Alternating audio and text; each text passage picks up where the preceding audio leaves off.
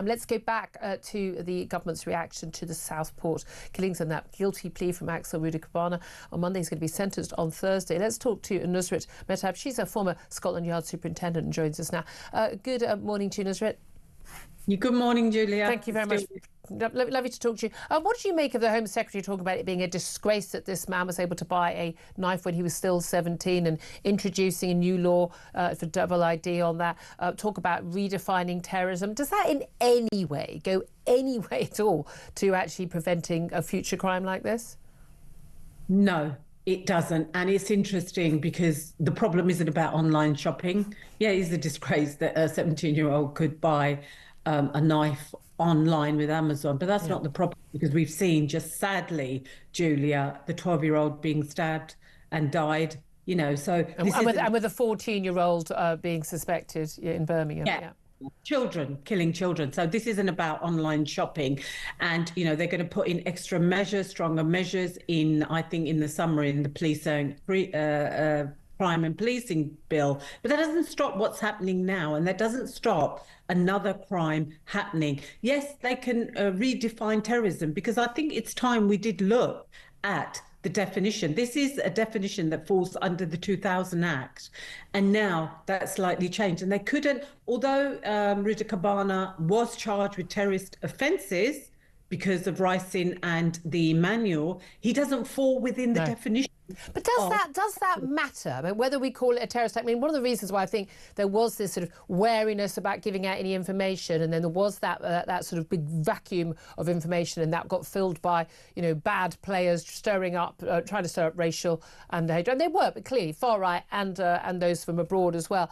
But part of that came about because people don't believe when they're told, oh, look, it's not a terror attack. No, it's not another terror attack. No, the guy shouted Allahu Akbar. It's not a terror attack. He's got mental health problems. And we've heard that so many times. People are just like, we don't believe anything the authorities say anymore. Right, yeah, but in many cases, you know, what people want it to be and what it actually is about are two different things.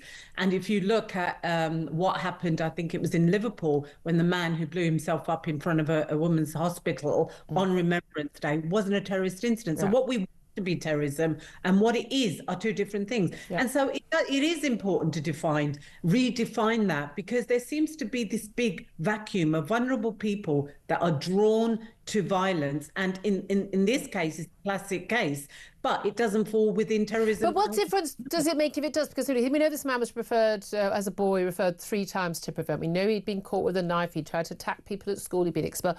We know all of this stuff, but we also know virtually every single, I can't even think of a single case where we've had has been designated a terror attack, some sort of lone attacker. Virtually every single one of those cases, they've been known to the authorities, the police have known about them, the security service known about them. Often they'd been following them, but they didn't have the resources. Whether we call something terrorism or not isn't going to make any difference to whether we've got the resources to get these people off the streets, follow them so they can't be a risk, or do whatever we need to do to keep people safe. So it doesn't really matter whether we call it terrorism or anything else, does it?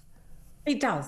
Because in this case, and I'm going to talk about this case, he was referred to prevent 3 times. He didn't fall within their category. Now, you have to fall within, and we're not going to go over the definition, because he didn't fall within that. He didn't have a specific ideology. He just was obsessed with violence. Yeah. So, you know, over 6,000 people were referred to prevent, but the number that were actually taken forward was about 500. And so what about those people that are referred, as in this case, 3 times, didn't meet the threshold, but what support was given to him outside? And I think that's what we need to look at. So the government does need to look at prevent. It's not fit for purpose, hasn't been fit for purpose for a long time. And so we can say, well, he was referred to prevent, so it's terrorism. No. But what do we do with these people that are vulnerable, attracted to violence? What support is the government going to give them? You know, but that comes down to resources fundamentally. Again, whatever the label is, whatever why do we identify someone as clearly being a threat? Social workers wouldn't enter his home without police there. Clearly, he was a threat. But yeah, just leave him. Just leave him there. He can walk the streets anytime he wants. I mean, that doesn't make sense to most of us. It seems to me we've got an awful lot of people, whether they are terrorists, whether they're inspired by far-right ideology, misogyny, Islamism, whatever it is, or just obsessed with violence. We have a load of ticking time bombs walking around. Most of them men, by the way. Very few women involved in this. And they are a danger to us. But we're just going to shrug and go, oh, well, let's wait till the next time. And then we light a candle, sing Kumbaya, and wait for the next one. Well, I hope that we don't. And we know that's what we're going to do. Well, you can hope, right? That's what we're going to do. It's what we've been doing the last 20 years. But I hope that there's public pressure now and public outcry will change this. And now they will have to look at that big percentage in the middle that we have to support and give. Funding is one of them. And changing online measures isn't going to make a difference to the next person. Yeah. So, stop with this showcase. We're going to do this, because to me, it doesn't seem like we're doing anything. Society hasn't tackled knife crime. There's still an epidemic out. As we've seen only in the last 24 hours.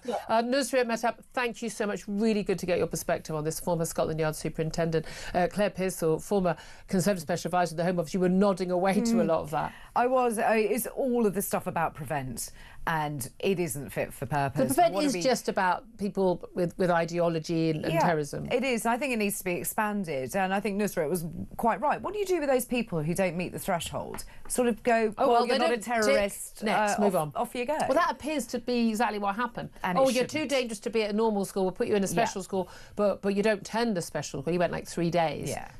Well, and then what? So we leave you at home. So we know you're sitting there being radicalised online. We know you're sitting horrible stuff, but we'll just leave you at home every day. Yeah. And that's what doesn't make sense. Why is nobody looking at what you can do with these people? Who is the best agency? Maybe we do need to involve prevent with people who have fixated ideology. But the thing is, of course, these things cost money. If you're going to deal with all this, following people, keeping an eye on people, it costs money. But you know what also costs money? Dealing with the policing of a horrific attack, a massive multi-million-pound public inquiry, dealing with all of that. Quite apart from, let's face it, the real cost, which is children being stabbed to death at a summer holiday camp. Yeah. And the whole, not family, not just families, but communities being and the country being traumatised by that. We talk about some of the things that we are willing to spend money on this country. This is one of them that we're happy to pay taxes for, guys. Yeah, this would be right at the top of my list if I had to pay any extra tax. Yeah. I pay a fair bit. Criminal justice, prisons, the preventative stuff. Absolutely. It's just a no-brainer for most of us. But no, don't worry, we're just going to have new extra rules buying a knife on Amazon. Well done, everybody.